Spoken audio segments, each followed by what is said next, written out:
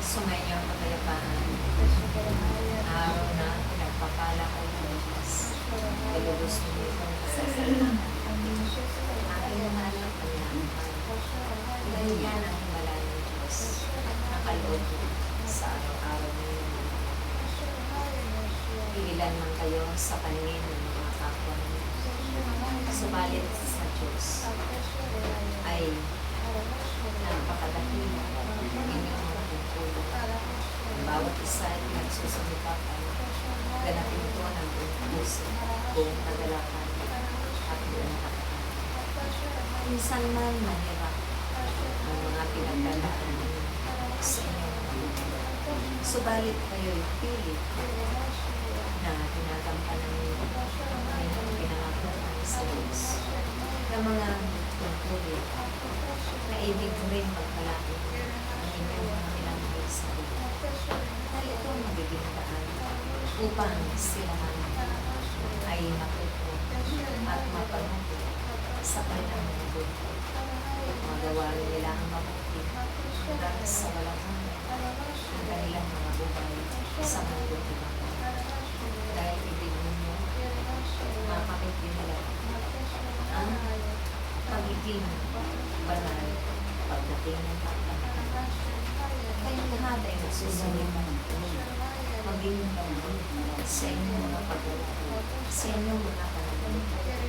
Dahil ang lahat na yan, nagmumula sa pagkakas ng inyong Panginoon sa Kristo.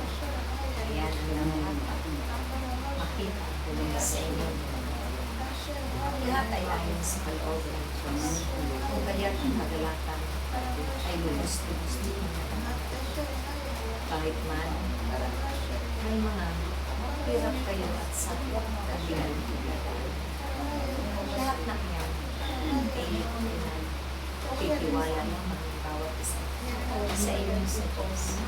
At kayo ay handa na tumanggap ng mga himala na kayo sa Diyos. Walang sinuman ang mabubuhay na wala ang tulong ng ilang pagkakilit ng Diyos. Kaya kayo man ay umaasa at sumasanggol sa kanyang mga pangako na hindi makapako kailanman ang kanyang mga ipinangako sa mga pangako. Kaya masigas ay hinanganap ang mga kapwa ay maging mabuti sa kanilang kapwa.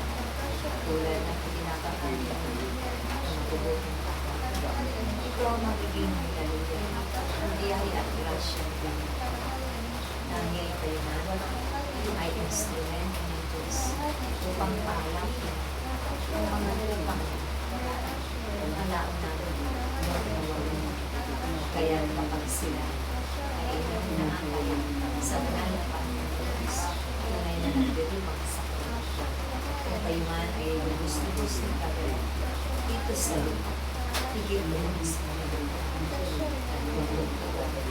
nag-aawitan ang sa inyong sa Diyos at mga banal at ang trompeta ng Panginoon ay tunay na makinig na tumututo sa kagalakan.